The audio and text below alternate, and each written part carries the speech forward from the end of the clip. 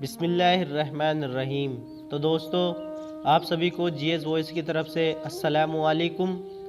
تو دوستو، آج ہم آپ کو اللہ پر بھروسہ رکھنے والی ایک غریب عورت کی خوبصورت کہانی بتانے جا رہے ہیں۔ ایک عورت کہتی ہے کہ میری آدمی کسی وجہ سے لمبے سمے کے لیے غائب ہو گیا۔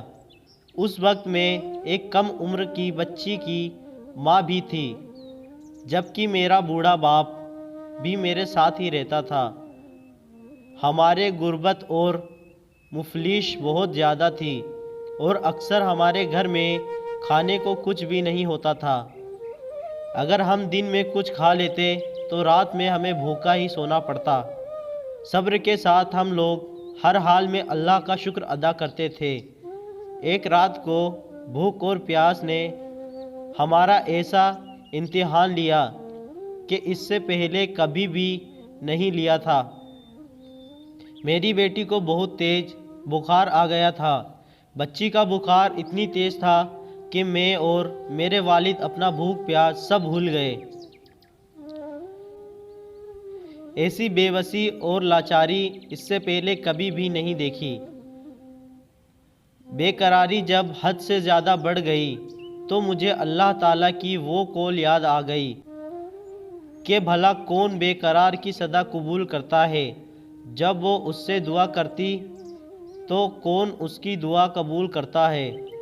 جی ہاں، کون ہے جو بھوک، بیماری، دکھ، تکلیف، پریشانی، مصیبت کو دور کرتا ہے؟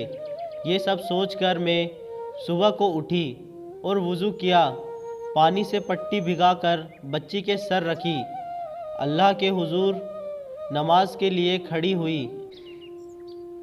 2 رکعت نماز پڑھنے کے بعد ہاتھ اٹھا کر بچی کے لیے دعا کی اور پھر اس کے ماتھے سے پٹی اتار کر دوبارہ پانی سے بھگا کر رکھی اور پھر نماز کے لیے کھڑی ہو گئی۔ نماز کے بعد ایک بار پھر بارگاہ الہی میں ہاتھ اٹھا کر دعا کے بعد پھر سے پانی کی پٹی بدلی اور دوبارہ نماز کے لیے کھڑی ہو گئی۔ یہ عمل میں نے کئی بار دہرایا۔ جب میں یہ سب بار بار دہرا رہی تھی تو اسی وقت کسی نے دروازہ کھٹکھٹایا۔ میرے والد اور میں حیران ہو گئے کہ بھلا اتنی رات کو کون آ سکتا ہے۔ میرے والد نے پوچھا کہ دروازے پر کون ہے؟ تو بہت سے جواب آیا کہ میں ڈاکٹر ہوں۔ یہ سن کر میں اور میرے والد ایک دوسرے کو حیران ہو کر دیکھتے رہ گئے اور سوچ رہے تھے کہ بھلا اس کو کس نے بلا لیا۔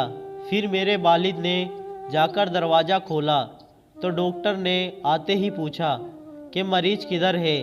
ہم نے سادگی سے بچے کی طرف اشارہ کر دیا۔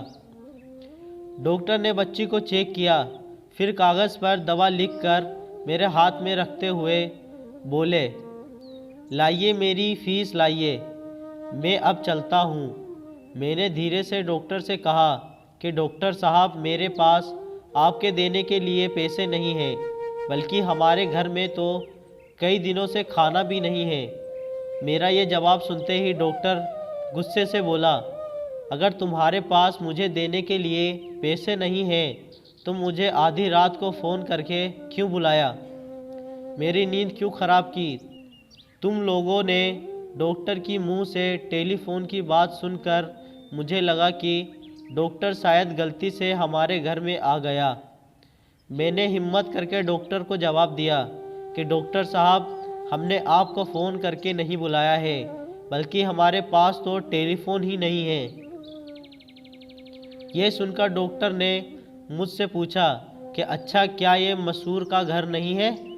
تو میں نے جواب دیا، نہیں ڈاکٹر صاحب، منصور کا گھر تو ہمارے برابر میں ہے۔ یہ سن کر ڈاکٹر تھوڑا خاموش ہوا، پھر ہمارے گھر سے نکل کر ہمارے پڑوسی کے گھر چلا گیا اور ہم شرمندگی سے خاموش بیٹھے رہے۔ تھوڑی دیر ہی گزری تھی کہ ڈاکٹر ایک بار پھر ہمارے گھر میں آیا، آنکھوں میں آنسو اور دھیمی آواز میں بولا کہ اللہ کی قسم، میں تمہارے گھر سے اس وقت تک واپس نہیں جاؤں گا جب تک تمہارا پورا قصہ نہ سن لوں۔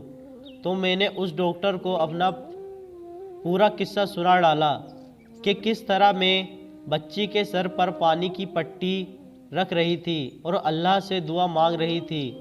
डॉक्टर जल्दी से उठा और बाहर चला गया और हमारे लिए रात का खाना, बच्ची की दवाई और कुछ घर की ज़रूरतों का सामान लेकर आ गया और उसने हमें ये कहा कि उसकी तरफ से हमें हर महीने कुछ पैसे उसको उस वक्त तक मिलते रहेंगे जब तक अल्लाह चाहेगा।